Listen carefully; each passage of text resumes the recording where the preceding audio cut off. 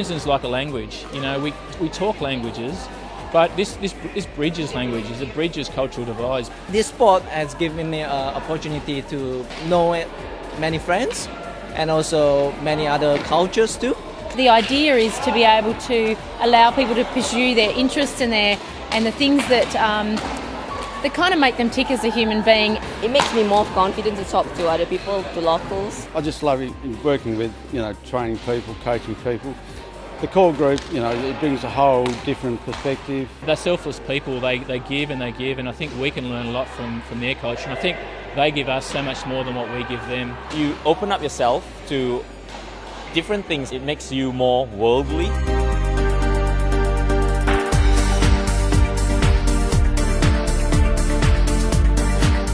So they might have come here for a very particular reason around study, but there's a whole lot of aspirations they have and experiences that they want to have while they're here. And so we help them kind of network into the community to be able to find those. When I first came to Australia, I only started in the university gym. It wasn't really enough. One day we were driving past, so we saw the badminton centre, and we thought, it's going to be a multi-purpose hall too, but when we came here we saw 12 courts dedicated to badminton, the sport itself, and we got really interested. So I got a lot of my friends to come along too, and soon the badminton club also came here. Badminton being a universal sport, in Tasmania in particular, has been very, very centred around Caucasians. Very few Asians were playing, so it was thought that we're an ideal opportunity with lots of international students at the university, untapped markets, so by encouraging them to come in, it's expanded our competition, given it more depth, and it's just been a much better experience for everybody.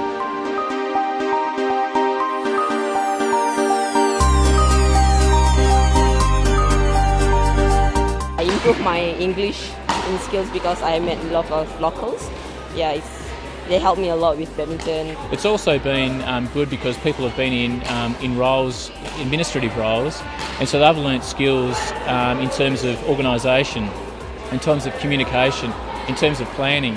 And some of those skills that they've learnt in that program have been able to translate into other aspects of their lives. Individuals who are settling in Australia, who are better networked in, are safer. We know that. We know that then they feel safer, and that they actually are safer to any of the kind of issues that they might come across, be it safety in the street or people taking advantage of them in employment. A lot of people seems to go like when they only play singles, they think only alone, but it's always the team effort that makes that one person really well. So it's always the sparring and the communication and the feedback between the team is very important. When they're playing and improving, they're getting better technically, they're getting better mentally, and they think to themselves, well, if I can do far better than I've ever done on the badminton court, why can't I do it in other aspects of our lives?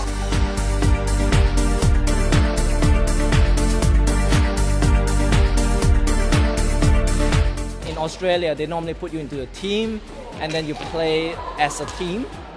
Yeah, and that's what is actually very, very hard, different. When I first came here, I didn't really understand how to actually play in a team. Obviously, the biggest challenge is communication. Quite often you get the people that their English is limited, so it's a matter of being able to get the message across to them, what I'm trying to tell them. Some people have different prayer times, so we've got to try and accommodate hitting times that will suit them. They've got difficulties in terms of transport. I think it's a little bit expensive. That's why some other new students that came over to the hostel where I'm staying, they are very interested after last night's CALD Come and Try event, but when they heard about the price, they got quite a shock.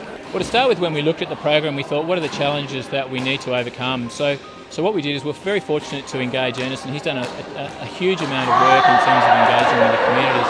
So what we've done is Ernest has been out talking to the communities. He's been understanding what their needs are, how we can help them achieve what they need to do in terms of playing our sport.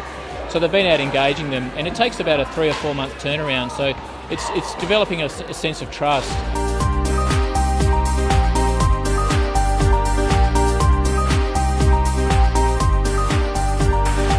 For me, me, it's about finding people or getting on the coattails of those students with the gregarious personalities and supporting the students who find it a little bit more intimidating. The community in South Hobart Badminton Association, they always ask us like, how we playing here, what do you think that needs changes? Do you want to play our roster? Do you want to play our state tournaments? Whole program actually, the manager actually very frequently set up Facebook event pages to invite people that he know, and hence the people that he know will invite their friends and things like that. So there's a very, I would say, a very strong backup from our social network.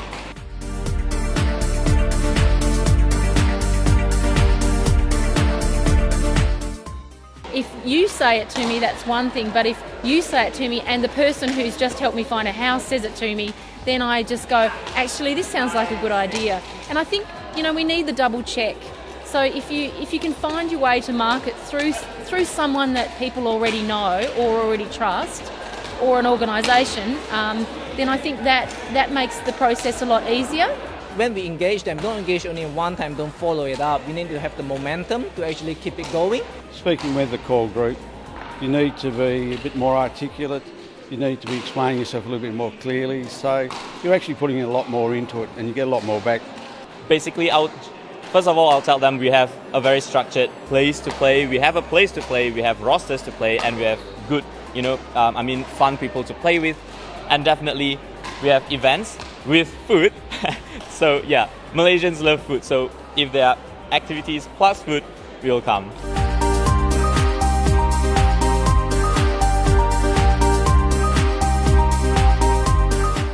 Actually come and play, enjoy yourself here, because it's fun, make new people, so you don't get bound to your own community only. So you can improve yourself in terms of communication skills and confidence. When people are part of something together, they have this amazing bonding experience, which you walk away and that remains. The confidence that they develop in their game in terms of improving themselves and their self-confidence transforms into other aspects in terms of their study, in terms of their ability to be able to achieve their results in their study, but also in terms of their ability to be able to seek work, and also to be able to earn money and feel comfortable in our local community.